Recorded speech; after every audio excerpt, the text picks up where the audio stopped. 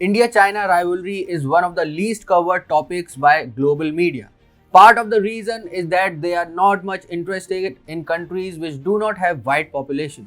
Not putting India and China in the same basket is another reason they do not focus on Asian rivalry. Namaste and welcome to TFI English, the national socio-political analysis arm of the TFI Media Group. I am your host Piyush, and if you are watching us on Facebook, give our page a like, and if you are watching us on YouTube, like the video and subscribe to the channel. Coming back to the story in this video, I am here to tell you about the next battleground of India-China rivalry.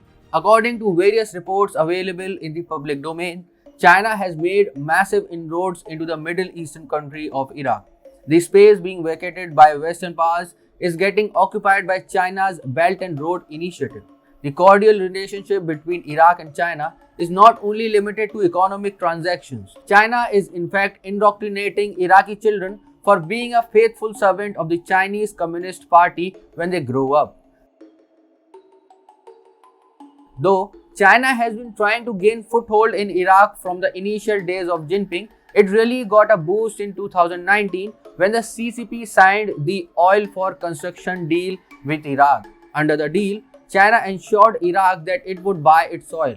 The other side of the transaction involves rebuilding Iraq after the destruction caused by the American attack. China does not always pay money to Iraq. Instead, Chinese authorities galvanize their business personnel and tell them to build buildings in China.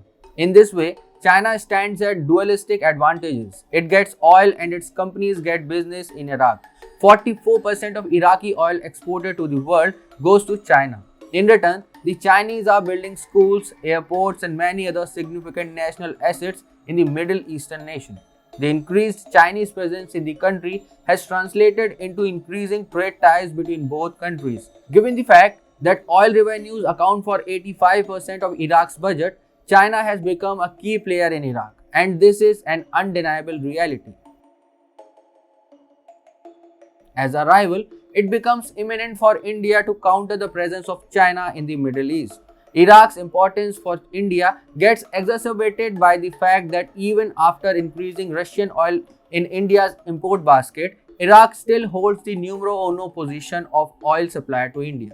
Moreover, unlike OPEC countries that rely on increasing oil prices, Iraq is competing with Russia in providing discounted oil to India. It's clear that Iraq is important, but it is also true that India does not have much clout in the country. What it has is the partnership with other countries in the region. Countries like Saudi Arabia, United Arab Emirates, Qatar, Israel, among others, are the ones which India needs to galvanize in order to regain foothold in the oil-rich Iraq.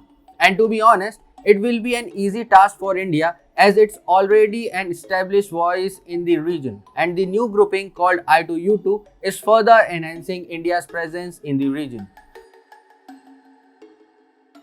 I2U2 is composed of 4 nations, namely Israel, India, UAE, and US. The group is being termed as the Quad of West Asia. It will increase military, economic, and strategic cooperation between the members. The first I2U2 summit has already taken place. UAE, the second U of I2U2, also has a significant Iraqi population. The Iraqis, rendered homeless, jobless, and devoid of any economic opportunity, constantly look towards the UAE for opportunities. Estimates suggest that nearly 150,000 Iraqis currently reside in UAE. There are nearly 500 Iraqi companies operating in Dubai alone. Apart from glitches such as the Iraqi invasion of Kuwait, not many conflicts between both countries have been reported. Similarly, the tensions between Iraq and Israel have lessened over the last 4 decades, though it is subject to fluctuations. In the wake of the Arab world preparing to compromise on their Palestine stand, both countries are less likely to engage in diplomatic wars in future. The United States, the third member of I2U2, just needs a friendly ally in the region. In the wake of its withdrawal from Iraq, it would want to have a friend having significant impact on Iraq's polity, and India holds that moral position. Things are more in India's favor than winds against it. It's time to leverage our soft power in the region to drive out China from Iraq, just like we are doing everywhere else.